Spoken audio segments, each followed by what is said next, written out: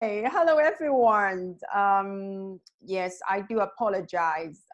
Today again, it's not being very smooth, but anyway, yes, my my philosophy is like I will never give up until I get it. Because yesterday we had a Facebook Live, but the image was very blurry and I didn't expect it. And that's why today we want to do it again. Okay, so this is a live recorded video, and I have Ana Sanchez here with Hi us. everyone. Hello.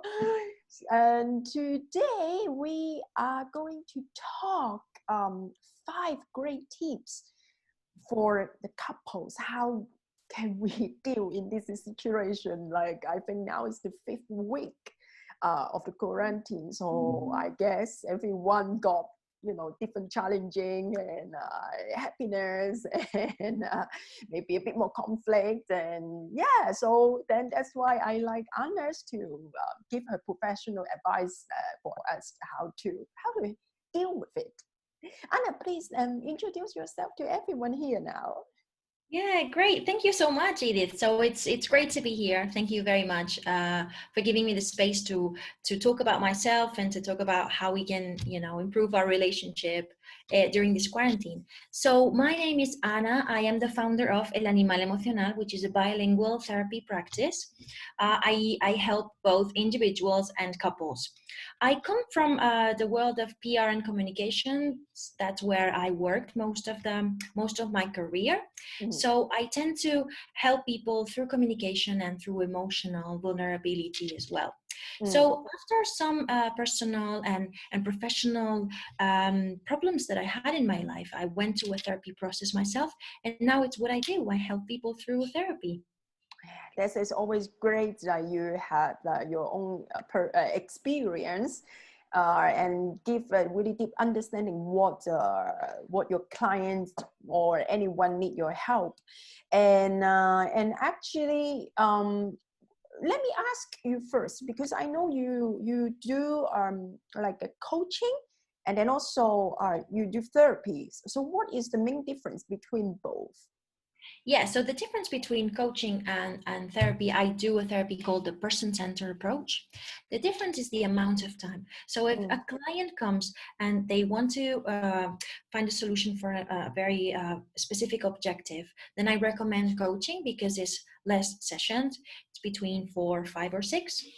But if they want to explore their emotional world, their past, and how they're dealing with their emotions right now, then I recommend a therapy process, which is no longer than a year, really. Okay, I see. And what about, like, for example, now we don't have a schedule. Like, more or less feel every day is the same because we're stuck in the house, and somehow it's quite challenging, which is find it to set every day in the routine. I mean, for myself, I love to have a structure. I like to know what is exactly going to happen. And in that sense, I just find it I'm more in control with the environment. And I know some people, they don't like that. They want them to be more spontaneous. So what is your advice, like, for make it the day goes smoother, and every days we want to get like our different interest for our life. Yeah, so it's a very good question, and it's very related to the tips I'm going to give afterwards. So there is always couples, and one is more introvert than the other, and the other is more planner than the other. For example, in my personal case, I'm not a big planner, but my partner is a big planner. So what we tend to do, we try to talk about how we're going to plan the day. But also taking into account that I'm not very into planning. So we try to keep a balance. And what I recommend to couples is try to express how you feel about planning, but try to get into like a common agreement where you're both happy. And now with the tips, we're gonna see how we can do this. Okay, yes. The tips, like, first one, how how to do it exactly. Yeah, so I think you're gonna love, Edith, this first tip because you're a big planner. So the first tip is about planning ahead, and it's about having a daily meeting with your partner at the end of the day. And what I recommend is that you can discuss how the next day is going to be, how you're going to structure it, but at the same time, you're going to discuss how you have felt that day and what emotions have you been through. So this is very, very interesting because we can see that we have been feeling a lot of emotions, but we need to describe them. So with these daily meetings at the end of the day, we can share with our partner how we have felt, and we avoid telling him or her during the day and interrupting the other person with with these Yes, feelings. It's yes. important that we have it every day. Yes, obviously during the day got our children around, and it's not easy to talk more quietly, quiet Yes, I with have a one couples in that house moments. as well. Now imagine. I know we all got the young children, so yes, finding a quiet time to talk is a treasure, to be honest. Mm. Yes, and what about the way we talk? Okay, let's say, okay, we got some conflict, I say, during the day. We have I mean, most of my group, most of mummies, they are international. They all from different cultural backgrounds. So and then with the children together, like let's say myself, like sometimes I would say like, oh, I want my daughter, let's say, drink maybe warm water, and then my husband say, no, cold is okay, but and others say like eat more veggie, and then say like no, it's fine, and eat chocolate is fine. Men, Yeah. they're more relaxed. So how should we talk? I mean, how should we like the way? Yeah, so it's very important to have, and this is one of my tips, to practice the non-violent communication. So we can use, for example, these daily meetings that I said in the tip number one, to express how we have felt about this. For example, I like the example that you say. So if you say no chocolate, but then your partner says yes chocolate, we have to tell them at the end of the day, it's better not to do it in front of children, but of course we're not perfect. But at the end of the day, we can say, listen, when you said this, I felt that I was being a bad mom, for example. It's something that women feel a lot and feel guilty about it. And then he's going to tell you his feedback, and then you're going to discuss it. But it's important that we use the non-violent communication, and that means that we have to talk about how we have felt, instead of saying like you are this, or you have been a terrible partner because you have contradicted me in front of our child. And this is something that we tend to do. So it's great that we can say, I felt like I was being a bad mom. I felt that you were not listening to me because, you were saying something that it was the opposite of what I was saying. So it's important that we discuss how we have felt so that the other person can help us. Right. Yes. Yes. So try to be not, yeah, to using like so offense or defensive way to talk. No. Exactly. Yeah, we tend to attack the other person, and When the you other person. argue. Exactly. I mean, we all do it. But when we attack someone, what the other person does is defend himself or herself. So instead of having a conversation, what we're doing is a battle. So I attack you, you defend, and the other way around. But if you want to change this, what you need to do is talking about yourself. And believe me, it's something really, really powerful. And the other person feels useful as well because they understand you and they can help you with that. Yeah, more like empathy, no, like more in the level softer Yeah. to listen. And I think for both of us also need to have our own time.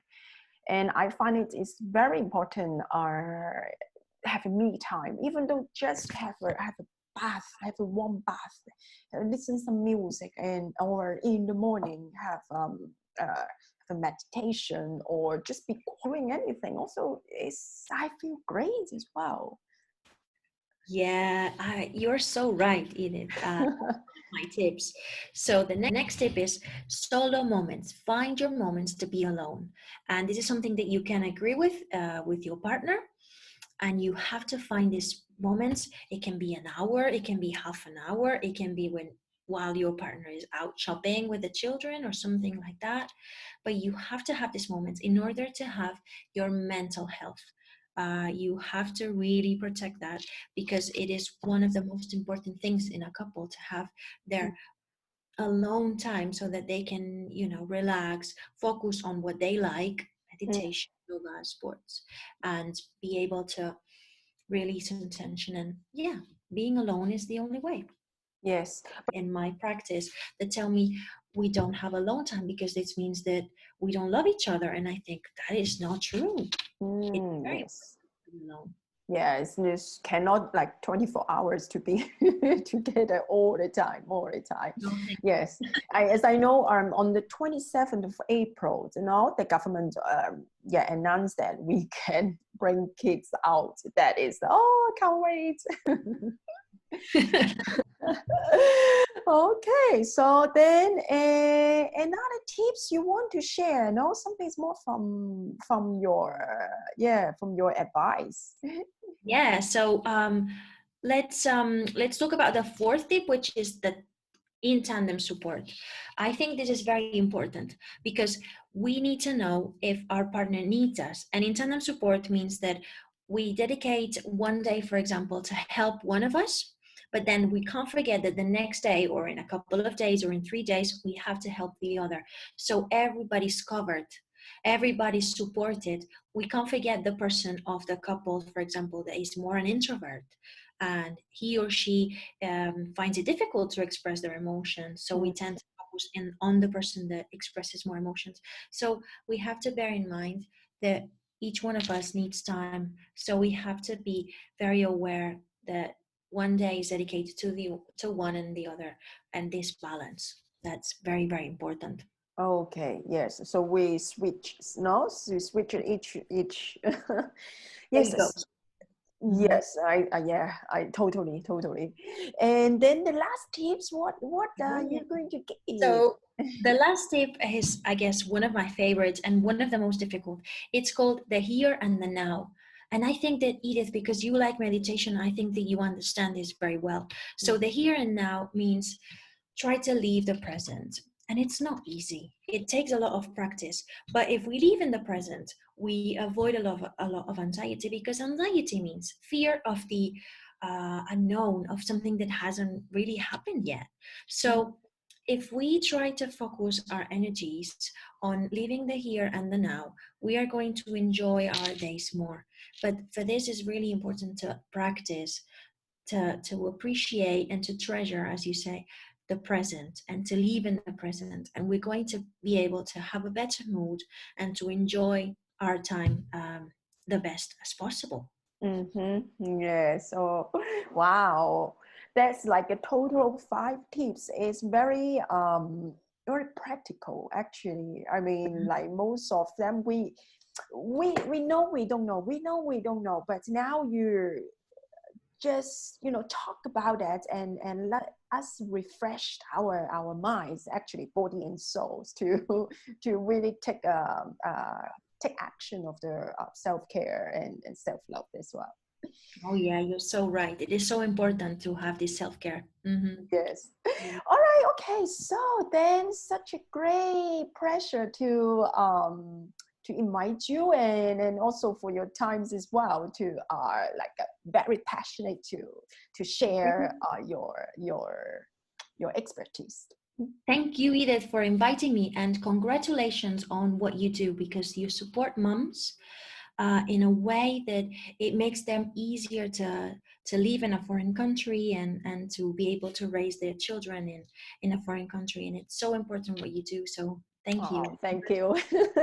Yes, this is my passion actually. But also in these quarantine times, we all try our best to create content and engage. Okay, okay, all right. So if anyone want to contact Anna, I will put all her links and website and any contact you can just reach her. Okay. All right. Thank you. Thank you, everyone. Thanks. Take care. You too.